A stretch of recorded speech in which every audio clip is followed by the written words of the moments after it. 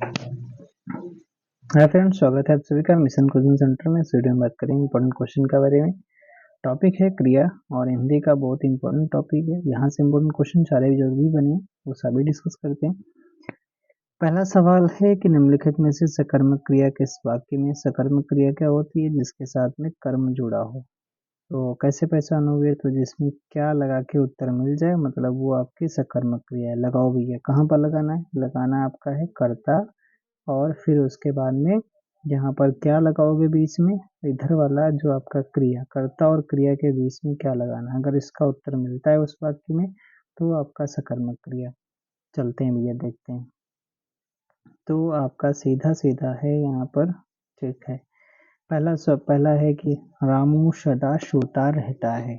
अच्छा भैया, ठीक है, रामू सदा सोता रहता है। तो रामू क्या सोता रहता है? कुछ उत्तर मिला?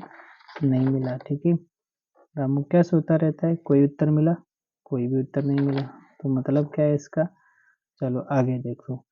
हरीश छत पर है। हरीश क्या पर है? ये इसका भी नहीं। माधव सोता है। माधव क्या सोता है? मतलब इन सभी में नहीं है। सकर्मक क्रिया। चंदन ने सब्जी खरीदी। तो चंदन ने क्या खरीदी? सब्जी खरीदी। तो आपका इसका उत्तर मिल गया। इसमें हो जाएगा आपका सकर्मक क्रिया।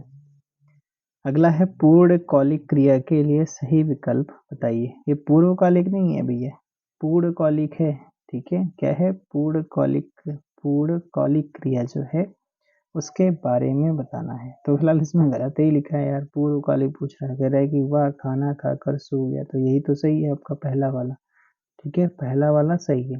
बाकी क्या देखना है उसमें? वह फुटबॉल खेलता रहा, ठीक है। वह चालाक निकला, महावीर ने पाठ पढ़ा, ऐसा कुछ पूछ रहा है आपसे। तो इसका उत्तर आपका यही हो गया। राम पुस्तक पढ़ता है। राम क्या पढ़ता है? पुस्तक पढ़ता है। इसका मतलब आपका क्या हो जाएगा? एक मिनट भाई, थोड़ा इशू हो गया है।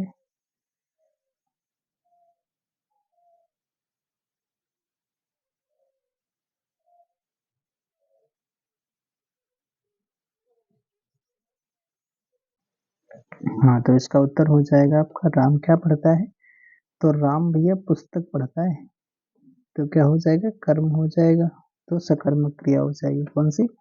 सकर्मक क्रिया हो जाएगी। डाकिया चिट्ठी लाया। तो भैया डाकिया चिट्ठी लाया, तो क्रिया का कौन सा भेद होगा? क्रिया का कौन सा भेद होगा? तो डाकिया क्या लाया? डाकिया चिट्ठी लाया। तो मतलब क्या? सकर्मक क्रिया। पूर्वकालिक तो होगी नहीं, ना ही परार्थक होगी। पूर्वकालिक जैसे एक क्रिया के बाद दूसरी क्रिया, ऐसा नहीं। परार्थक मतलब दूसरे से कुछ करवाना रहेगा, तो यहाँ पर परार्थक क्रिया। दूसरे से उसने करवाई नहीं, डाकिया खुद लाया चिट्ठी। इस वाक्य में क्रिया की इच्छार्थ वृत्ति का मतलब इच्छार्थ वृत्ति मतलब इच्छा की जा रही है। तो देखो, संभवतः वह शाम तक लौट आएगा। तो इसमें यार इच्छा वाली कोई बात ही नहीं हो रही इस वाक्य में, तो ये नहीं होगा। डाकिया चिट्ठी क्यों नहीं लाया? ठीक है, प्रश्न पूछा जा रहा है। ईश्वर सबका कल्याण करे। ओ भैया, ठीक है, हम लोग इच्छा या कामना कर रहे हैं ऐसी, तो यही वाला सही हो जाएगा। श्याम विद्यालय चला गया होगा। ये तो संभावना व्यक्त की जा रही है, तो इसमें नहीं, यही वाला सी वाला आपका सही है। अगला सवाल। किस वाक्य में हेतु हेतु मद भूतकाल का प्रयोग किया गया है? तो इसका मतलब क्या होता है? इसका मतलब होता है कि अगर ऐसा नहीं होता है तो ऐसा हो जाता। जैसे यहाँ पे लिखा है सावधानी बरतते तो दुर्घटना ना होती। तो यही वाला आपका आंसर हो जाएगा, हेतु हेतु मद भूतकाल। निम्नलिखित में व्याकरण की दृष्टि से कौन सा कथन सही नहीं है? ऐसा कौन सा है जो वाक्य सही नहीं है?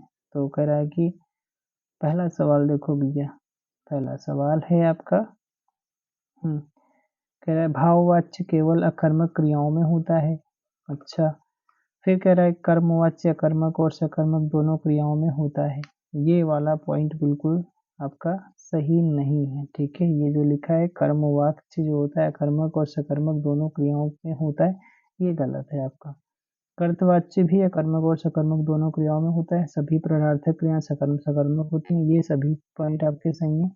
जो आपका गलत वाला पॉइंट है यही वाला हो जाएगा, ठीक है, ये बी वाला। किस विकल्प में क्रिया के पूर्णता बोधक पक्ष का प्रयोग किया गया है? पूर्णता बोधक क्या होता है? कि जहां पर पूरा हो चुका है काम।